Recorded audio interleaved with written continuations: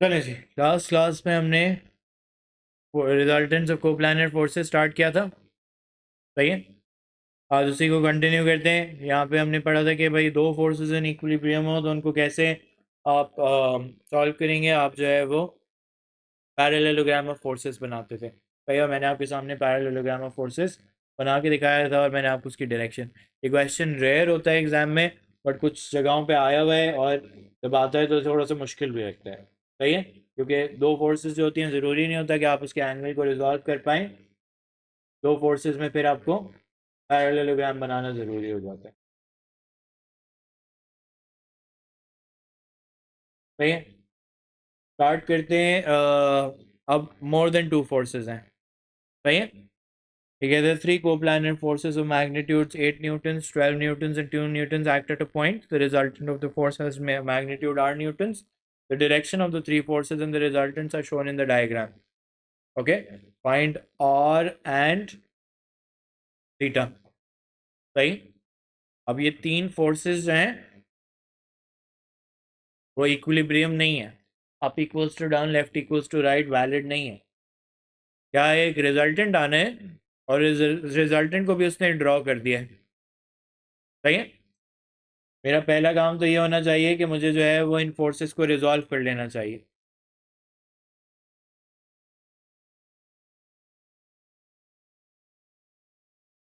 तो मैंने इसको रिजॉल्व किया, ये बना 12 sin 25।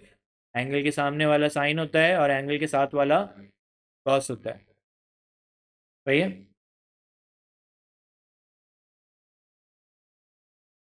8 cos 10 और 8 sin 10।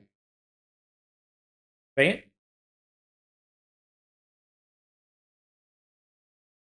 फिर जो है वो क्या करना है, हमें रिजल्टेंट निकालना है। तो जब भी इस तरह की सिचुएशन होती है जहाँ दो से ज़्यादा फोर्सेस होती हैं, वहाँ पे आप वर्टिकल रिजल्टेंट अलग निकालेंगे और हॉरिजॉन्टल रिजल्टेंट जो है वो आप अलग निकालेंगे।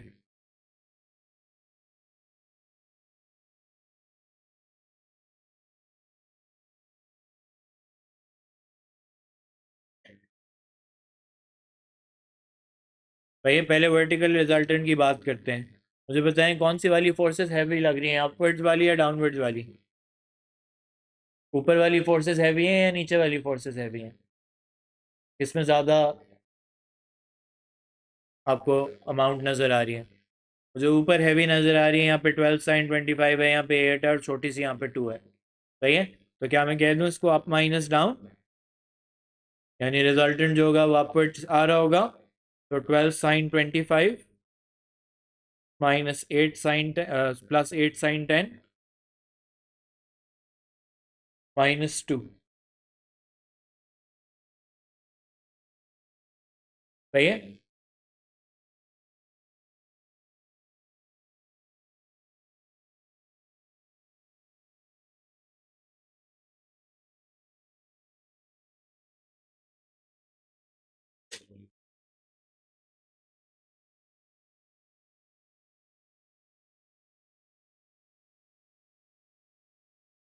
4.461।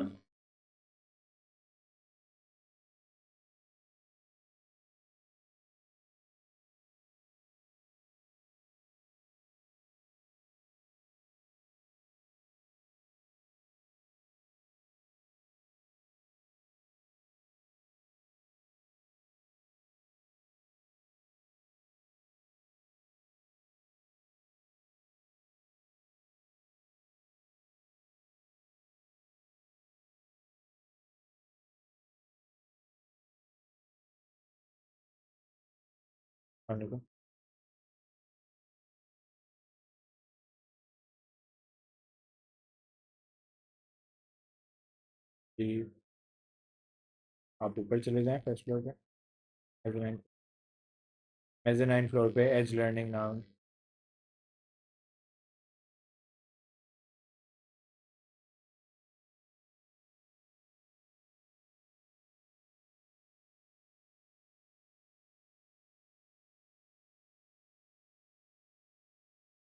एक मिनट।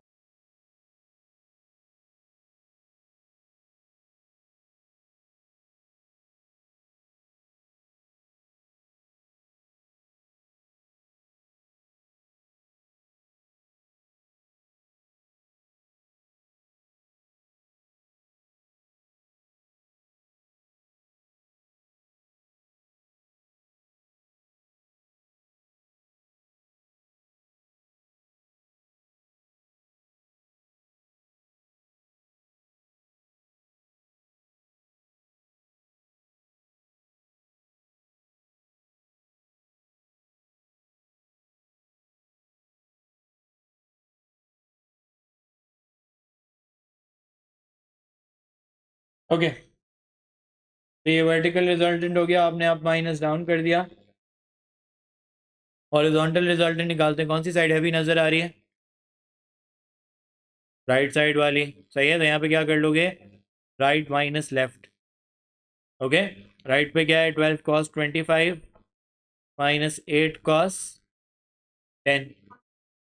अच्छा, यही सवाल है कि इसमें आर को अकोमोडेट करना चाहिए या नहीं करना चाहिए भाई? जाओ जाओ, तुम सो क्यों रहे हो? हाँ सही है, इक्वल्स टू आर कह सकते हैं, सही है। But what I would encourage you to do is to keep R separate. R इनका रिजल्टेंट है ना।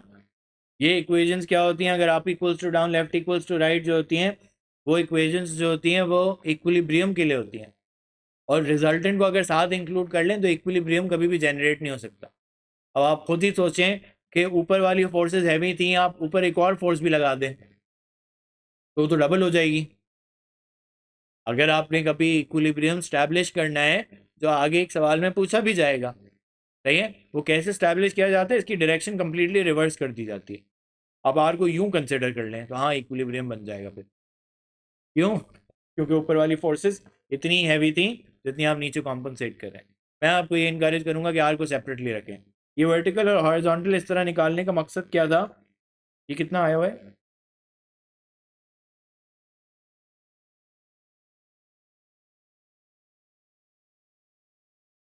3.0 बन रहा है ना, 2.997 है ना। तो 2.997 ही रख लेता हूँ अभी, चलो। 2.997 है, सही है। तो अब मैं आपसे कह रहा हूँ कि वर्टिकल रिजल्टेंट अलग है, हॉरिजॉन्टल रिजल्टेंट अलग है, लेकिन एक्चुअल रिजल्टेंट तो दोनों को मिला के आएगा। तो मैंने कहा वर्टिकल यूँ बना देता हूँ, 4.461, और हॉरिजॉन्टल यूँ बना देता हूँ, 2.997। तो नेट इफेक्ट क्या हो जाएगा वेक्टर्स के हिसाब से, कि the resultant vector should start from here and and at the head of the last. सही है, तो ये मेरा रिजल्टेंट है। इसको कैसे निकालना चाहिए अब? पाइथागोरस से निकालना चाहिए। R square equals to 2.997 square plus 4.461 square.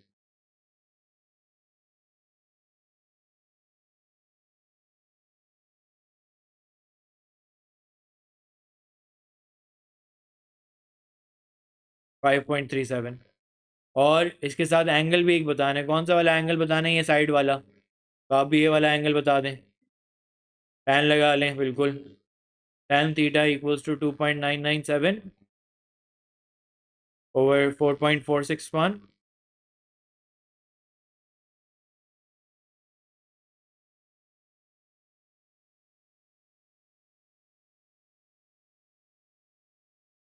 33.89 नहीं है,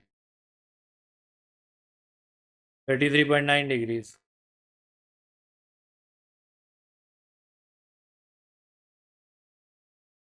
सही है, तो दोनों वैल्यूज आ गई हमारे पास।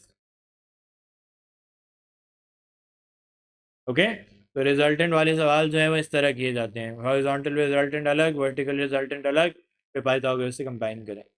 एंगल अपने हिसाब से बताएंगे।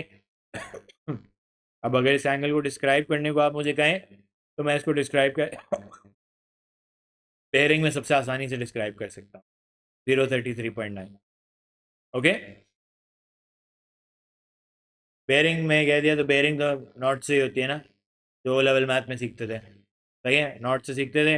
अगर आपने डिस्क्राइब करना है तो आप ये भी कह सकते हैं clockwise from the positive Y axis. सही है, वाई एक्सिस से पॉजिटिव क्लॉकवाइज चल रहा है।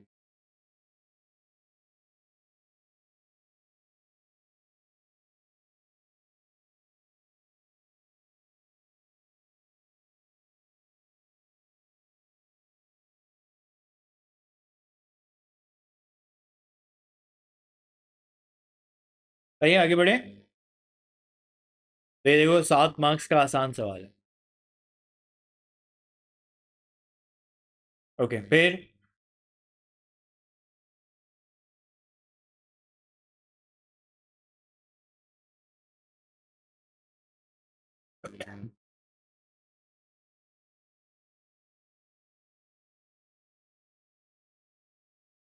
ये देखते हैं। उसने कहा 3 co-planar forces of magnitude 68, 75 and 100 act at an origin O in the diagram. the components of the three forces in the positive y direction are in the positive x direction are minus 60, 0 and 96. इसका क्या मतलब है?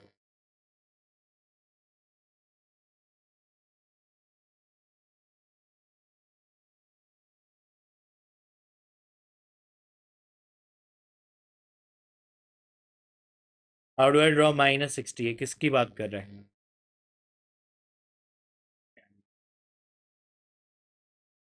ये वाली force जो है ना उसको डिस्क्राइब करने के लिए वो कह रहा है कि भाई ये जो है वो माइनस 60 है। भाई उसने माइनस 60 क्यों कहा हुआ है? क्योंकि उसने पॉजिटिव एक्स डायरेक्शन के हिसाब से डिस्क्राइब किया हुआ है। भैया ये जिसका वाई कंपो जो इसका एक्स कंपोनेंट है ये 60 न्यूटन है। ओके, फिर जीरो किसका है? वर्टिकल वाली का। इसका एक्स कंपोनेंट जीरो है क्योंकि इसे वर्टिकल एक्ट कर रही है, और 96 इसका है। पूछा क्या है?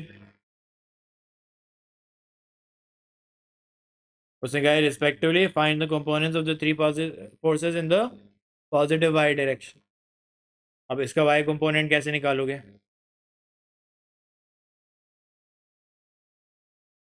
कैसे निकालूं? पाइथागोरस पे से लगा देंगे। ये 68 है, वो 60 है, तो 68 square equals to 60 square plus Y square. सही है? 68 स्क्वायर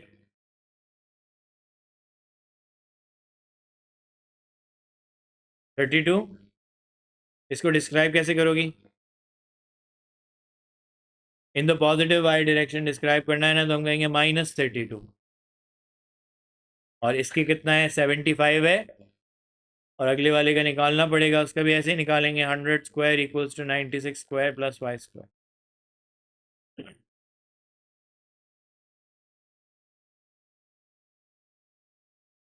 28। भैया इसको भी डिस्क्राइब करने के लिए क्या लिखेंगे? -20। ये नीचे जा रही है ना फोर्स, मुझे पॉजिटिव वाई डायरेक्शन के हिसाब से बतानी है आपको। सही है?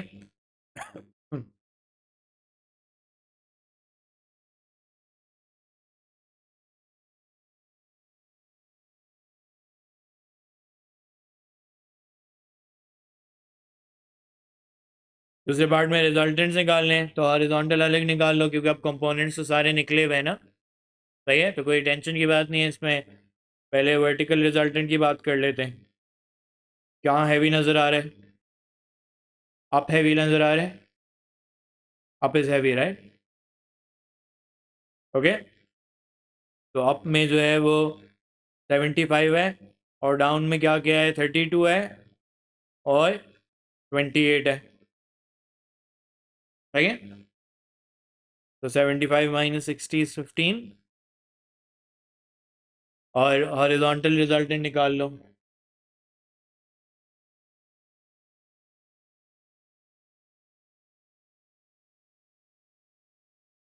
हॉरिजॉन्टल रिजल्टेंट निकाल लो। 96 राइट साइड है, -60 36।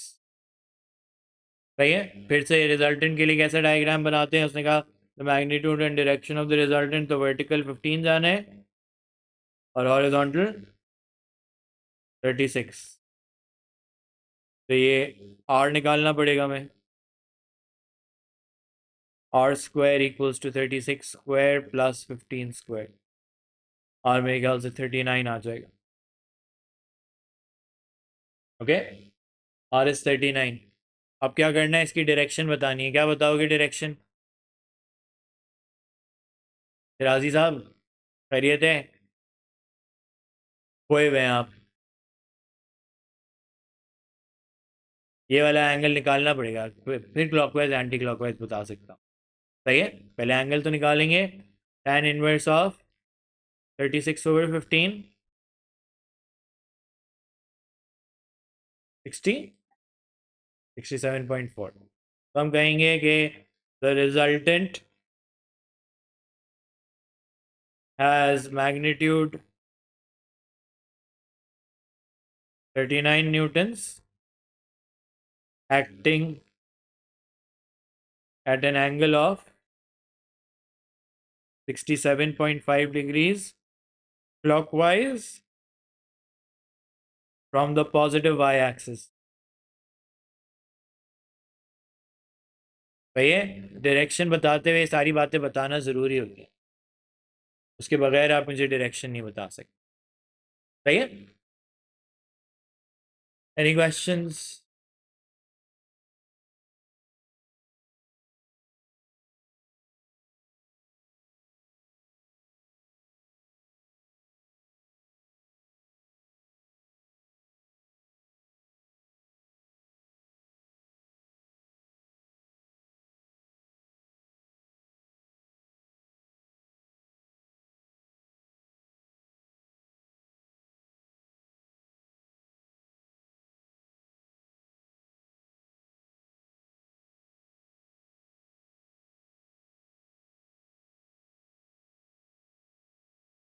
चलें जी आगे, let's go to the next one.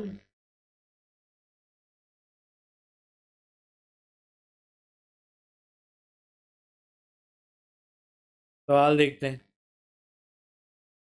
I think ये लास्ट होगा ना इसका।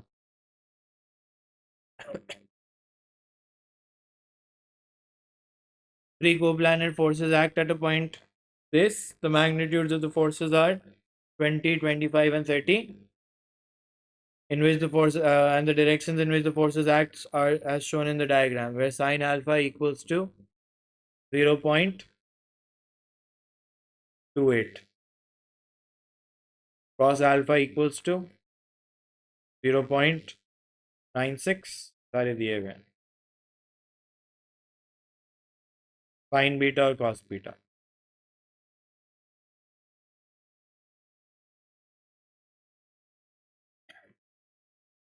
Show that the resultant of the three forces has a zero component in the x direction। यानी x वाला रिजल्टेंट हॉरिजॉन्टल रिजल्टेंट की बात कर रहा है ना वो। पहले रिजॉल्व कर लो फोर्सेस को।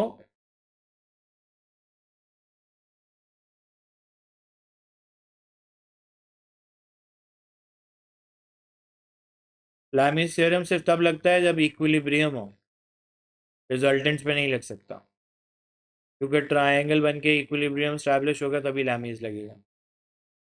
Okay, 30 cos beta. मैं आपको पर्सनली एडवाइस ये करूँगा कि जब तक लास्ट रिजॉर्ट ना हो तो लैमीज ना लगाएं। सही most questions can be solve this way, और इक्विलिब्रियम होना ज़रूरी होता है, वो सिंपल सी बात होती है। हर क्वेश्चन जो है वो इक्विलिब्रियम के बारे में नहीं होगा, और जितने पास्ट पेपर्स में अगर आपको दिखाऊंगा तो उसमें लैमीज जो होता है ना वो एक एज एन ऑल्टरनेट ही हमेशा स्टेटेड होता है, never as the primary solution. Okay, क्या शो करना है कि हॉरिजॉन्टल रिजल्टेंट जो है वो ज़ीरो है, ऐसा ही है।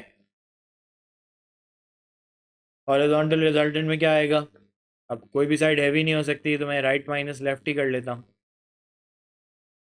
क्योंकि ज़ीरो आना है। 25 cos alpha minus 30 cos beta.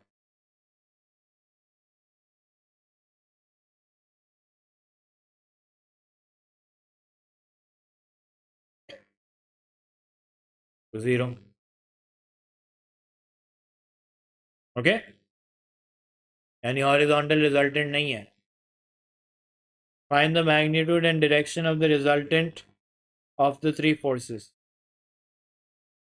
तो वर्टिकल होगा, वर्टिकल में क्या हैवी नज़र आ रहा है?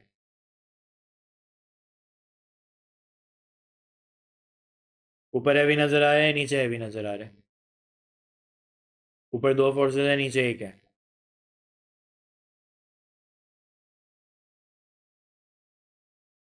अप माइनस डाउन कर लें, 30 sign beta plus 25 sine alpha minus 20।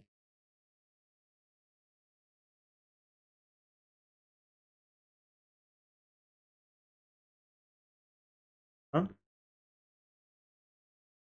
91। खत्म हो गया चैप्टर। 5 सही है। Find the magnitude and direction of the resultant of the three forces. तो क्या बताओगे मैग्नीट्यूड एंड रिजल्टेंट? मैग्नीट्यूड तो 5 न्यूटन्स बता दिया, डायरेक्शन बताओ।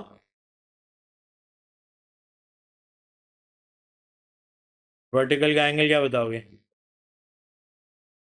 क्योंकि हॉरिजॉन्टल कुछ है ही नहीं ना, तो पाइथागोरस लगाने की वो जरूरत नहीं पड़ रही।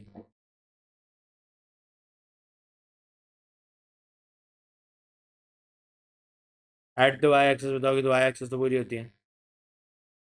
5 newtons in the positive Y direction. क्या जीरो नहीं है? ये आर होगा 20। हॉरिजॉन्टल रिजल्टेंट को जीरो प्रूव करना है। सिर्फ एक्स डायरेक्शन वाले रिजल्टेंट, यानी हॉरिजॉन्टल रिजल्टेंट को जीरो प्रूव करना। सही है।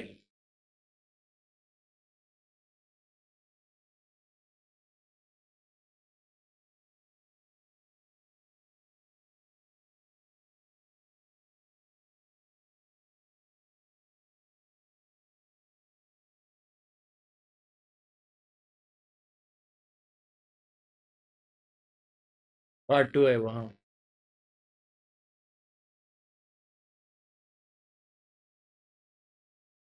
लिख लें और फिर सोच के मुझे 3 बताएं, 1 मार्क का सवाल है।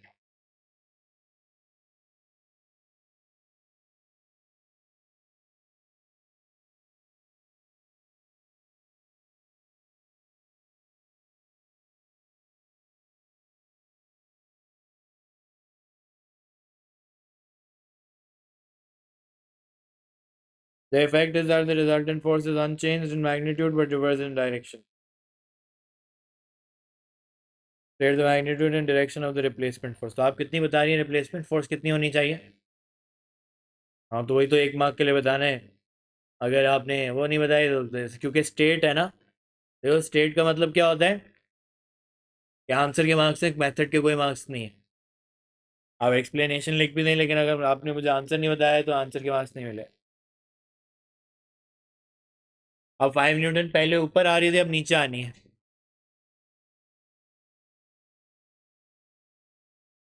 -y से रख के सॉल्व करना पड़ेगा, लेकिन फिर वैसे ही लॉजिकली सोच के बताओ। स्टेट का मतलब तो यही होता है ना कि कोई ऐसा डायरेक्ट सोल्यूशन है।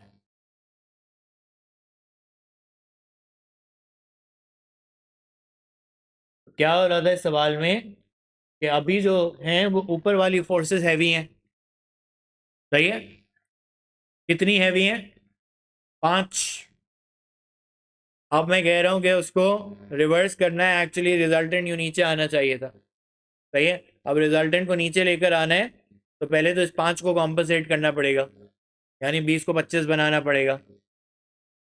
ये जो 20 वाली फोर्स है नीचे, इसको 25 बनाऊंगा तो इक्विलिब्रियम हो जाएगा, और 5 बढ़ाऊंगा तो नीचे आ जाएगा। तो कितने बन गई? 30 बन गई। सही है। 20 + 5 पहले किया इक्विलिब्रियम लाने के लिए, और फिर 5 और किया क्योंकि रिजल्टेंट नीचे चाहिए। तो फिर वो तो एग्जैक्ट, तो देखो वो कह रहा है ना कि the effect is that is unchanged in magnitude. Unchanged in magnitude रखना है कि 5 ही आना चाहिए आंसर। तो इस 20 न्यूटन फोर्स को किससे रिप्लेस करोगे? 30 newton force acting in the negative Y direction. सही है। Make sense. ये बातें होती है लॉजिकली सोचने वाली कोई कोई। सही है। That is where the learning happens. मैं बिल्कुल आपको कैलकुलेशन बेस्ड भी बताता था। मैं आपसे कहता कि 30.6 + 25.28 माइनस एफ कर लें, और आंसर जो आना चाहिए वो -5 आना चाहिए, तो भी F30 आता आपको। सही है। अभी मैंने आपको सिर्फ मेंटली कैलकुलेट करना सीखा। क्लियर है यहाँ तक? Any questions? ये वाला चैप्टर यहाँ पे ख़त्म होता है। ये फोर्सेस का चैप्टर 3 हिस्सों में मैंने तोड़ा हुआ है ना, अभी 2/3 ऑफ द चैप्टर हो गया है। अब असल कंफ्यूजिंग पार्ट है। अच्छा, ये बहुत फ्रीक्वेंट क्वेश्चन होते हैं वैसे ही फोर्सेस, हर पेपर में एक आध आपको नजर आएगा।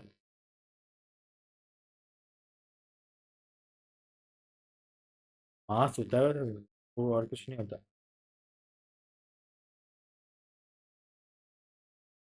मोमेंटम आएगा।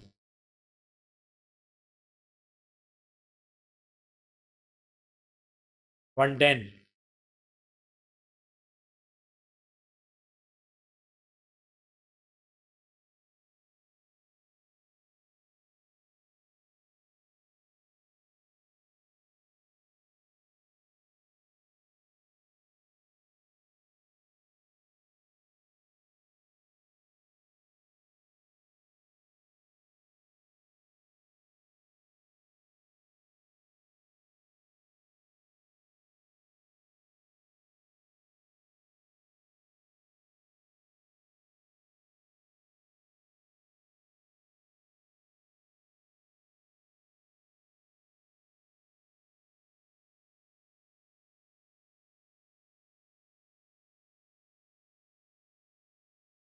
ओके,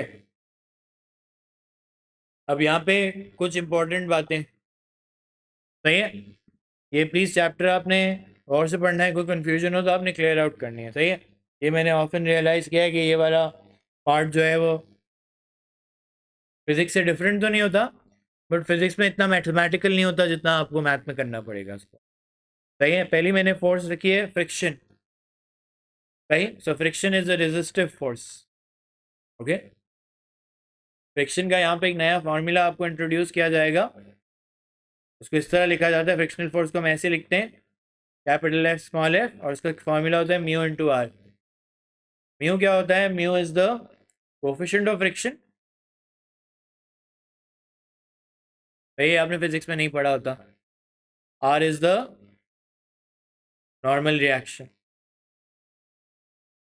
सही है, तो उसका एक फॉर्मूला होता है mu into R, frictional force. सही है, उसको एफ एफ लिखा जाता है। ओके, फ्रिक्शनल फोर्स है। अब एक ये पहले मुझे बताओ क्या होती है फ्रिक्शनल फोर्स, कैसे डिफाइन करते हो फिजिक्स में? सही है, it is a force opposing the motion. सही है, अब ये कंफ्यूजन बहुत दफ़ा आएगी। वो कंफ्यूजन क्या होती है ना, ऐसा कि मैं अगर आपको ये माइक कहूँ, तो ये इसके नीचे एक ये वुडन ब्लॉक लगा हुआ है। सही है, ये माइक अपनी जगह पे पड़ा हुआ है। मैं अगर आपसे पूछूं कि भाई बताओ इसका नॉर्मल रिएक्शन है या नहीं है बिल्कुल है। सही है, और कोफिशिएंट ऑफ फ्रिक्शन क्या होता है? कोफिशिएंट ऑफ फ्रिक्शन सरफेस की वजह से होता है। हर सरफेस का अपना एक कोफिशिएंट ऑफ फ्रिक्शन होता है। सही है, कभी कभी आपने देखा ना, कुछ टाइल्स बहुत स्लिपरी होती हैं, उनका कोफिशिएंट ऑफ फ्रिक्शन बहुत कम होता है, तो उस पर आप बहुत आसानी से स्लिप हो जाते हैं, कोई फोर्स रेजिस्ट नहीं करती आपकी मोशन। सही है, कुछ जूते आपके ऐसे होते हैं कि जिन पे आप बहुत, तो कोफिशिएंट ऑफ फ्रिक्शन ज़्यादा होता है उसमें, कम होता है सॉरी। सही है, ज़्यादा होगा तो आप स्लिप नहीं होंगे। सही है, रोड है। ओके, तो उस पर आप स्लिप नहीं होते। अब सवाल यह है कि अगर कोफिशिएंट ऑफ फ्रिक्शन भी है और नॉर्मल रिएक्शन भी है, तो क्या इस पे फ्रिक्शनल फोर्स है? क्या मैं इस पर ड्रॉ कर सकता हूँ फ्रिक्शनल फोर्स? लेकिन वो फ्रिक्शनल फोर्स जो है वो मोशन कॉज नहीं कर सकती, वो सिर्फ मेरे मोशन को जो है वो रेजिस्ट कर सकती है। सही है, सही, यानी अगर मैंने एक फोर्स लगा के इसको पुश करना शुरू किया, ये मूव नहीं कर रहा अभी, although I am applying a force, मैंने एक सर्टेन लेवल ऑफ फोर्स जो है वो अपनी फिंगर से प्रेस की हुई है इस पर, but friction is stopping it, right? अभी फ्रिक्शन ने इसको रोका हुआ है, वो मूव नहीं करने दे रहा। मैं जैसे ही फोर्स बढ़ाऊंगा तो ये मूव करना स्टार्ट कर देगा। सही है, तो ये फ्रिक्शनल फोर्स जो है, अब आप ये कहेंगे कि जब भी कोई ब्लॉक किसी सरफेस के ऊपर लगा हुआ है या रिंग किसी रॉड पे है, तो फ्रिक्शन जो है वो मौजूद है, वो मोशन कॉज नहीं कर सकती, बस रेजिस्ट कर सकती। आप उस पर साथ कोई पुलिंग फोर्स, कोई टेंशन लगाना शुरू करें, it's in equilibrium, yes, and we will, frictional force चाहे अभी at this point in time इस पर कोई और, मैं पुलिंग फोर्स इस वायर को नहीं खींच रहा, मैं कुछ भी नहीं कर रहा, फिर भी फ्रिक्शन है भाई इस पर। बिल्कुल नहीं होगा नॉर्मल रिएक्शन की वजह से, क्योंकि नॉर्मल रिएक्शन तो प्रेजेंट ही होगा। क्यों प्रेजेंट होता है normal reaction? Normal reaction normal reaction कब बनाते हैं? आर आर, ये आर बनाते हो ना, ये रहा बोर्ड पे, ये आर बनाते हो ना, जब भी किसी सरफेस के साथ टच करेंगे, अगर हवा में दो चीज़ें हैं तो उसमें नॉर्मल रिएक्शन नहीं होता। सही है? हवा में दो चीज़ें हैं, अभी आगे पुलिस आएंगे ना। सही है? तो अगर पुलिस पे दो चीज़ें हैंग हो रही हैं तो उसमें नॉर्मल रिएक्शन नहीं होता, क्योंकि वो सरफेस को टच नहीं कर रहे होते। सही है? कोई चीज़ पुली को टच करेगी, पुली का अपना एक नॉर्मल रिएक्शन होता है, वो हम बाद में बात करेंगे। हाँ, किसी सरफेस पे प्लेस्ड है तो, कि जहाँ पे आप ग्रेविटी भी ड्रॉ कर रहे हैं तो नॉर्मल रिएक्शन भी ड्रॉ होता है फिर। हाँ, सही है, वो बैलेंसिंग फोर्स होनी चाहिए, तो जब तक सरफेस नहीं होगा तब तक नॉर्मल रिएक्शन नहीं आता। उस ऑब्जेक्ट को अगर कोई कोई और चीज़ पर होल्ड कर रही होगी ऊपर, पुलिस में जैसे टेंशन होल्ड कर रही होती है उसको, फ्रिक्शनल फोर्स को एफ एफ लिखा जाता है। हाँ, सही है, because F equals to M A वाला एफ अलग होता है। ओके, वो अभी बात करेंगे बाद में। तो मैं जहाँ भी लिखूंगा उसको एफ एफ लिखूंगा। ओके, फ्रिक्शन वाली बातें समझ आ गई? Okay, mu into are.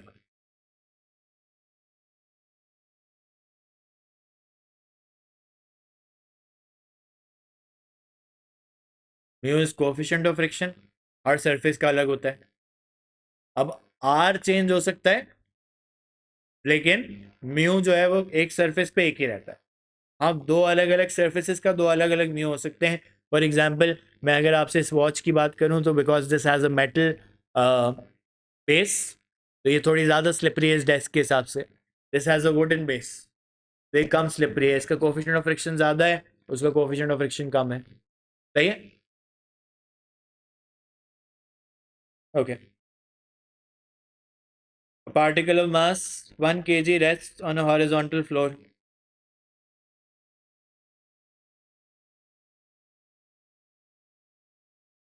The coefficient of friction between the particle and the floor is half, mu is 0.5.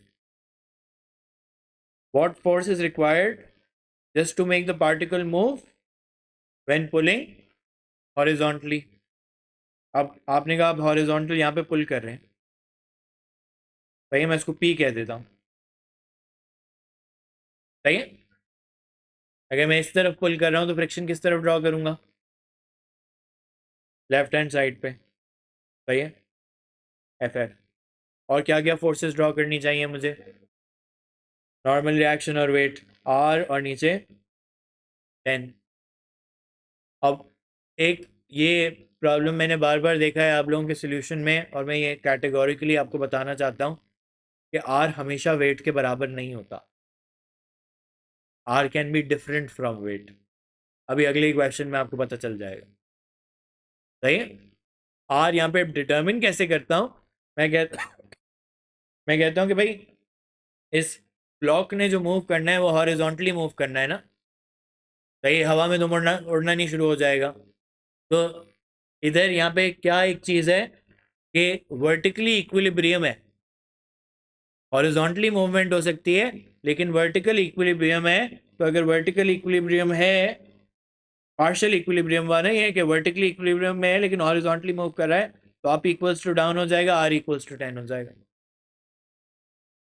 क्योंकि वर्टिकली जो है वो पार्टिकल ने मूव नहीं करना, तो उसका वर्टिकल रिजल्टेंट जीरो होगा, या आप कह सकते हैं आप इक्वल्स टू डाउन होगा। अब उससे मुझे पता क्या चलेगा कि R10 आ गया, तो क्या मैं फ्रिक्शनल फोर्स की आपके लिए वैल्यू निकाल सकता हूँ? क्या मैं कह सकता हूँ frictional force is 0.5 into R, तो 5। तो how much pulling force do I have to apply? How much pulling force do I have to apply? भैया, so the pulling force has to be greater than 5 Newton for it to move horizontally. Okay, ये बात समझ आई?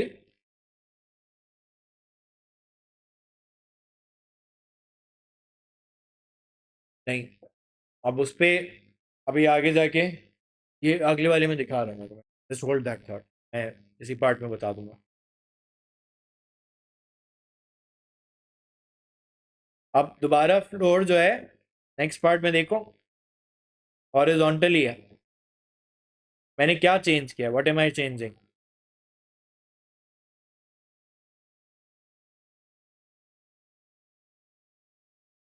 Pulling at an angle of 30 degrees to the horizontal, यानी ये जो P थी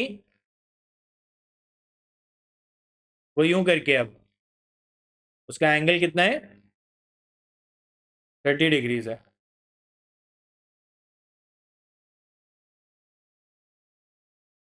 सही है। अब क्या है भाई? और फोर्सेस बना लो पहले।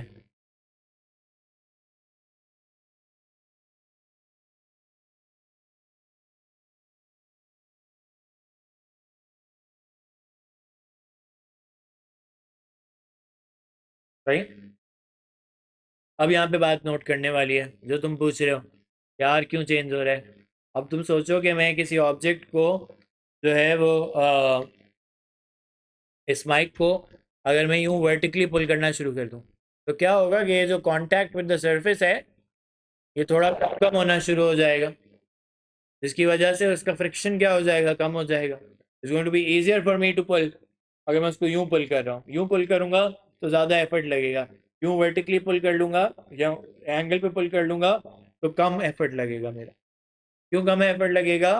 क्योंकि उसका आर कम हो जाएगा भाई। म्यू चेंज नहीं होता। बोलो। कांटेक्ट में कम हो जाएगा। अब उसको मैथमेटिकली कैसे देखेंगे? हम आर को कैसे चेंज करें? हम फिर से बात यही कहेंगे कि ऑब्जेक्ट ने मूव तो हॉरिजॉन्टली होना है ना। उसने कहा ना, what force is required to make the particle move. Move तो आप हॉरिजॉन्टली कराएंगे उसको, तो आप कहेंगे कि अभी भी सर वर्टिकल इक्विलिब्रियम है। लेकिन अब उस वर्टिकल इक्विलिब्रियम में दो बातें शामिल हो गई। एक ये है कि इसका भी वर्टिकल कंपोनेंट है p sin 30। तो आपने कहा p sin 30 plus r should equal 10। सही है।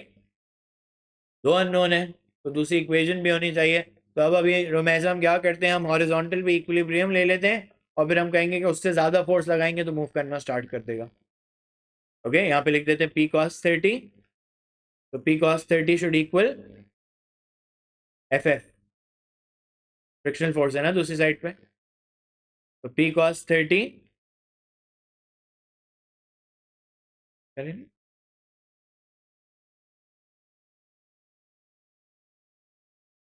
जीरो तो नहीं कहा इक्विलिब्रियम है ना अभी। यहाँ पे आपने पिछले क्वेश्चन से मैं आपको रिलेट करके बताता हूँ। पिछले क्वेश्चन में आपने कहा कि पुलिंग फोर्स ग्रेटर देन 5 लें। इक्वल्स टू 5 क्यों नहीं कहा? इक्विलिब्रियम हो जाता है, उससे थोड़ा सा ज़्यादा होना चाहिए। यहाँ पे भी मैं आपसे यही कह रहा हूँ कि अभी मैं इक्विलिब्रियम स्टैब्लिश कर रहा हूँ, पी की वैल्यू निकल आएगी तो मैं आपसे कहूँगा उससे थोड़ी सी ज़्यादा लगा लें। सही। साइमल्टेनियस बनती हुई नजर आ रही है।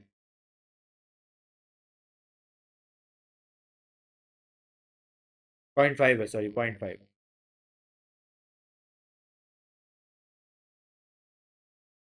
आर को सब्जेक्ट बना दो, तुम ये कह रहे हो। तो 2p cos 30 equals to R. Okay, 2p cos 30।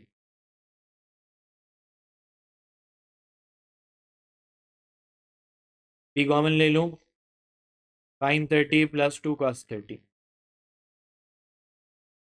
Equals to 10।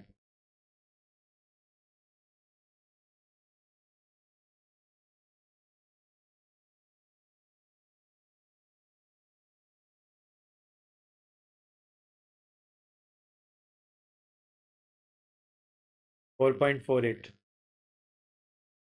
यानी मैंने क्या डिटर्मिन किया कि p should be greater than 4.48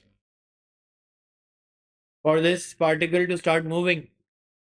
ऐसा ही है।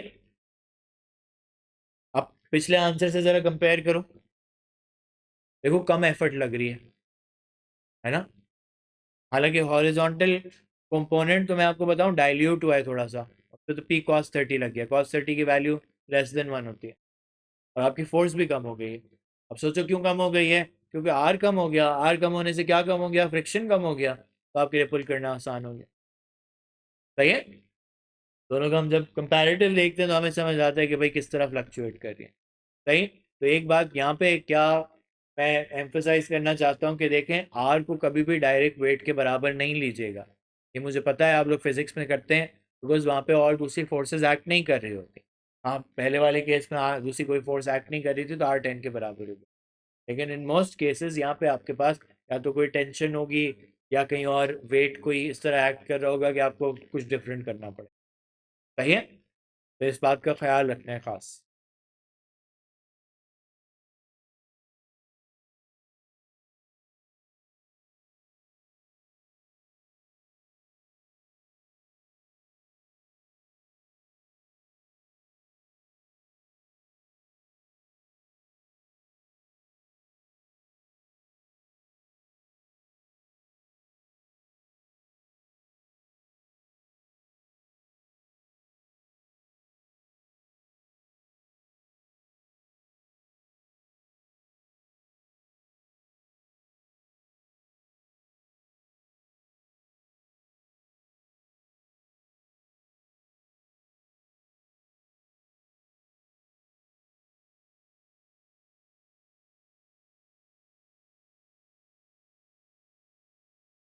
एक मिनट।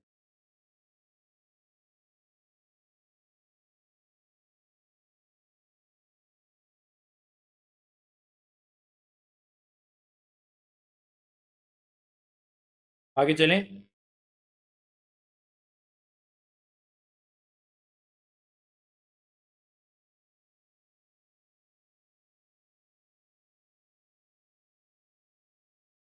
लास्ट।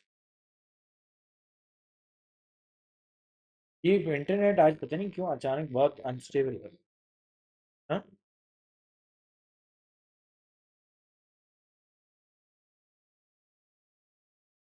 Thank you. आपको पता है किसको थैंक यू बोलना चाहिए? मैं रिकॉर्ड हो रहा है इसलिए बोल नहीं सकता मैं। हाँ।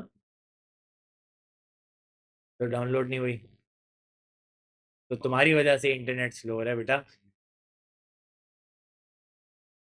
और very bad idea to download new games before exams. मुझे पता है वो सिर्फ लाइब्रेरी में तो रहेगी नहीं।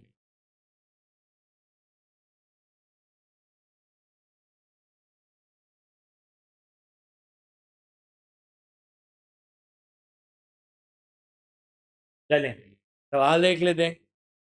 I think I will call this the last question, क्योंकि अगले पार्ट में कुछ चेंज हो रहा है। वो बेहतर है कि कुछ ऑनलाइन लोग भी मिस कर रहे हैं क्लास को, तो मैं जो है वो उसको तो इस पे सब कुछ चल नहीं पाएगा ना, प्रॉब्लम ये है। मैं तो इंटरनेट तो यहाँ से ऑन कर दूँ, बट लेकिन फ़ोन के इंटरनेट पे जूम जो है वो बार बार ड्रॉप होता रहता है। आज तो चल ही नहीं रहा था, ये तो मुश्किल से तो चलना शुरू हुआ, बट मैं कोशिश बहुत की, नहीं चला। मैं खैर, तो वो तो S2 वाले तो सब ऑनलाइन है, तो मैं उनको ऑनलाइन कल पढ़ा दूंगा, दैट्स नॉट एन इशू।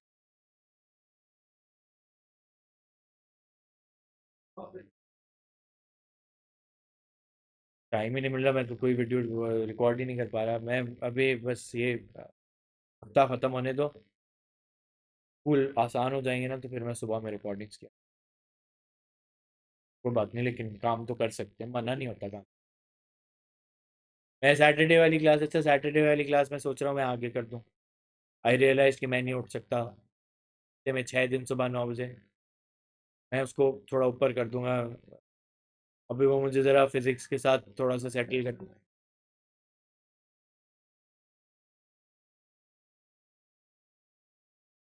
क्या मतलब?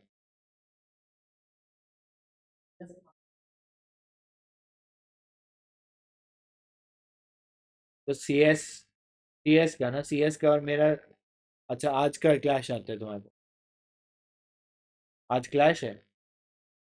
तो अब ये तुम अनयूजुअल हो ना कि A2 के टाइम पे तुम कह रहे हो AS ना पढ़ाएं। जीनियस। मसला तुम्हारा है, हमारा थोड़ी है। ऐसे सैटरडे को आगे लिखे थे। कितने बजे वो तो था?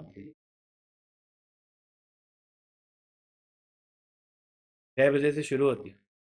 तो रमज़ान में थोड़ी 6 बजे शुरू होगी। तो इफ्तार वही कराएंगे? वाह। इफ्तार भी करा दिया गया, बोलो। मैं भी आ जाऊंगा। चलें, कोई बात नहीं, पढ़ो अभी। क्या सवाल करना? मैं सैटरडे को चेंज करूंगा मैं, तो या तो जोहर के बाद हो जाएगा। ट्यूसडे को तो मैंने 205 के बीच में कर दिया है ना क्लासेस, अब वो क्लैश आ रहे तो मुझे नहीं।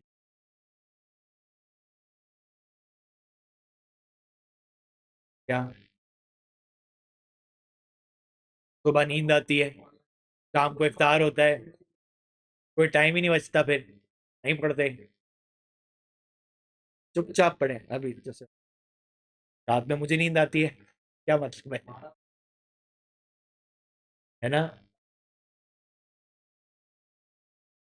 मतलब नहीं आओ तो मेरे को उठा लेगा रास्ते में से, हाईवे पे से कहाँ ढूंढते फिरेंगे हम। Forces of magnitude x Newton and 40 newtons act on a block of mass v of mass 15 kgs, which is in equilibrium in contact with the horizontal surface between points A and C on the surface. The forces act in the same vertical plane and in the direction shown in the diagram. Given that the surface is smooth, what does that tell you? No friction. Find the value of x. तो अब कोई friction नहीं है, पहले इस पे forces बना लो भाई। कौन कौन सी फोर्स है? वेट कितना है इसका? मास 15 था तो 150। ऊपर आर बनाना चाहिए, है सरफेस तो बना लेना चाहिए, और इस फोर्स को रिजॉल्व कर लेना चाहिए।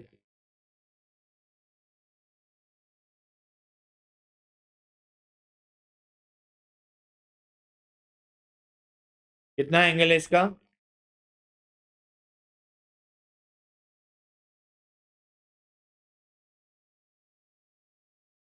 बीच में 90 है, एक साइड पे 30 है, इतना कितना बचा? 60 बचा, हाँ। सही है। 180 बनाना था ना पूरा, तो 40 साइन 60, 40 कॉस 60। सही है। पूछा क्या है? Find the value of x. तो यहाँ पे भी रिजॉल्व करना पड़ेगा।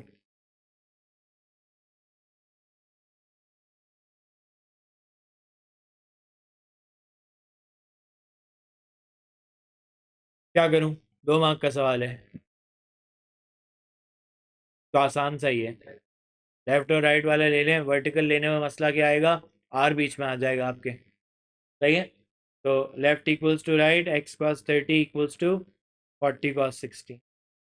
सही, क्या बन रही है? तो 20 रूट 2।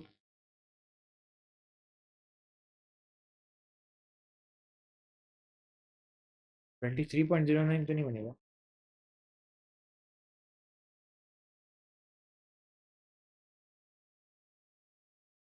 हाँ सही है, सही है।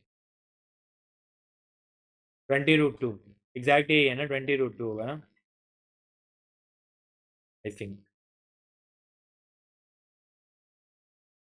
कॉस 60 हाफ होता है, 20 हो गया।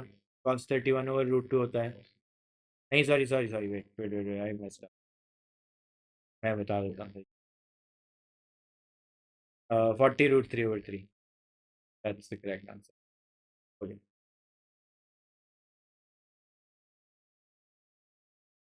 मैंने कुछ कैलकुलेट की थी, ऐसे ही कर रहा हूँ।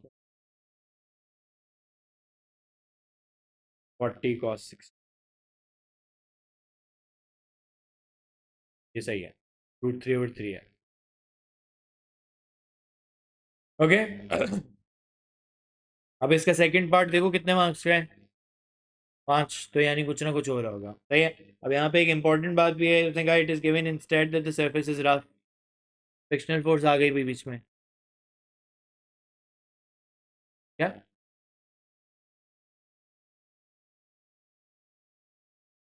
मैंने तो इसलिए कहा है, इसके क्वेश्चन के बाद नहीं कराऊँ, वो इंक्लाइंड प्लेन से फॉरन थोड़ा बात पकड़ लेते हो, आधी बात वो भी। ठीक है। इज रफ, एक तो फ्रिक्शन आ गया, and the block is in limiting equilibrium. Limiting equilibrium आपने पहले नहीं पढ़ा, नहीं पता आपको क्या होता है, तो अब देख लेते हैं। पढ़ा है तुमने? कैसे? फिजिक्स में नहीं पढ़ा ना जीनियस। ठीक है, मैंने आपसे ये कहा कि इस माइक पे जो है वो आपके पास इस वक्त फ्रिक्शन लग रही है क्योंकि आ रहे इधर। सही है। अब मैंने आपसे ये कहा कि मैं इसको पुश करना शुरू करता हूँ लेकिन ये मूव नहीं कर रहा। मैंने फोर्स तो लगाई है। सही है। मैं फिर भी फोर्स लगाता रहता हूँ, थोड़ी थोड़ी बढ़ा रहा हूँ, मैं ज़्यादा इसको पुश करना स्टार्ट कर रहा हूँ लेकिन अभी भी ये मूव नहीं कर रहा। But there comes a point ये मूव करना स्टार्ट कर देता है। Okay. The point in time जिस पे the movement is about to start, उस पॉइंट को कहते हैं लिमिटिंग इक्विलिब्रियम। सही है। लिमिटिंग इक्विलिब्रियम के लिए क्या जरूरी होता है? क्या आपको पता होना चाहिए कि डायरेक्शन ऑफ मूवमेंट क्या होने वाली है। सही है। या तो वो ऊपर मूव होने वाला है या नीचे मूव होने वाला है या लेफ्ट जाने वाला है या राइट जाने वाला है। सही है। अब वो यहाँ पे बताएगा, देखो। The frictional force acting on the block has magnitude 10 newton in the direction of A. यानी ब्लॉक कहाँ मूव करने वाला था? यानी एक्स वाली फोर्स ज्यादा हैवी थी। Does that make sense?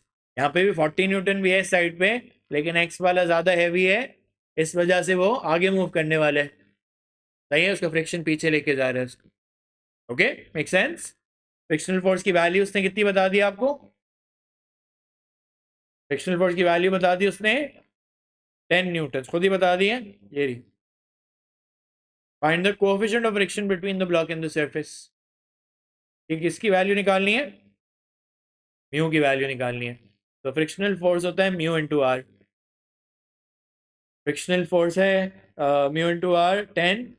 तो पॉइंट, सॉरी, म्यू म्यू को नहीं पता ना, आर भी नहीं पता फिलहाल। आर को कैसे निकालूंगा?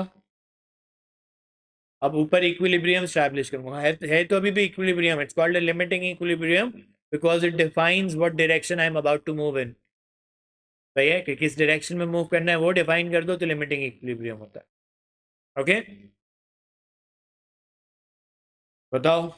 Up equals to down. Up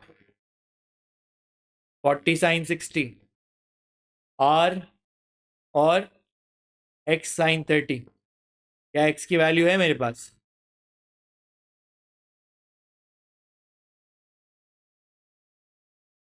वही वाली यूज कर लो। सवाल यही है आपसे। तो सवाल यही है कि वैल्यू वही होगी। दो बातें हैं। एक तो ये देखें क्वेश्चन क्या कहता है। तो इसका मतलब है कि सिचुएशन चेंज हो गई। पहली वाली सिचुएशन क्या थी? स्मूथ प्लेन के लिए। अब आप खुद भी सोचो फ्रॉम ऐसा कि आपने उसको निकाला था x cos 30 equals to 40 cos 60। लेकिन अब तो ये वाली सिचुएशन भी चेंज हो गई है ना, यहाँ पे भी तो एक और फोर्स आ गई। यहाँ पे दो फोर्सेस हो गई ना, तो एक्स को तो चेंज होना जरूरी हो गया। अब एक्स इक्विलिब्रियम तो नहीं क्रिएट कर पाएगा, पुराना वाला एक्स। सही है। एक्स भी नया चाहिए होगा हमें। सही है, तो हमने कहा एक्स को भी अननोन छोड़ देते हैं अभी। राइट बताओ मुझे, डाउन बताओ मुझे, डाउन क्या जा रहा है? 150। और लेफ्ट इक्वल्स टू राइट। अब लेफ्ट पे क्या है? फ्रिक्शनल फोर्स 40 कॉस 60 और एक्स कॉस 10 प्लस 20 30 हो गया। 30 डिवाइडेड बाई कॉस 30 जो हो जाएगा वो एक्स आ जाएगा। अब क्या बन रहा है? एग्जैक्ट में बताओ। 20√3। सही है। ये एक्स कहाँ पे जाके लगेगा? इधर जाके लगेगा। 40 साइन 60।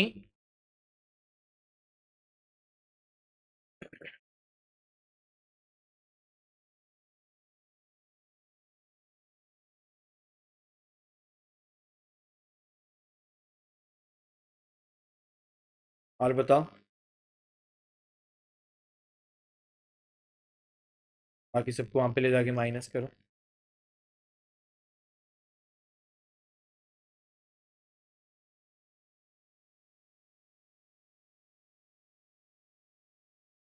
160 एग्जैक्ट में नहीं आ रहा होगा एग्जैक्ट। देख लो। 40 साइन 60 और साइन 30 हाफ होता है तो -10 रूट।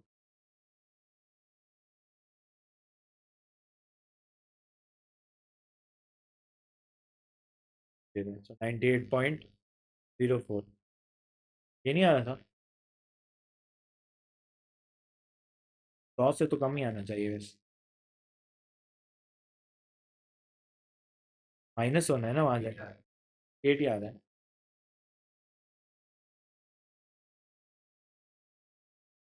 98 पॉइंट। एक बार मैं फाइनल आंसर देख के मुझे पता चल जाएगा मैं सही किया या नहीं। हाँ ये सही किया है, 0.102 है इसका। कोफिशिएंट ऑफ फ्रिक्शन जो होते हैं वैसा अक्सर इसी तरह के डेसिमल नंबर्स होते हैं 1 और 0 के बीच में। कोफिशिएंट ऑफ फ्रिक्शन एक तो बात नेगेटिव नहीं हो सकता, पॉजिटिव ही रहता है वो।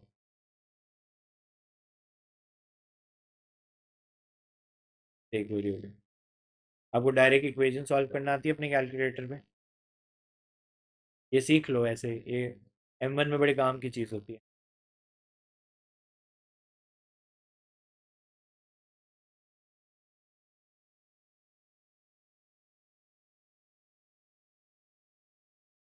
कुछ ज़्यादा ही वो पड़ा कोई।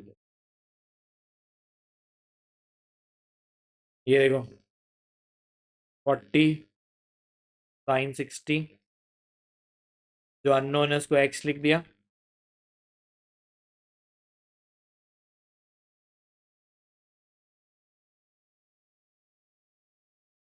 अल्फा,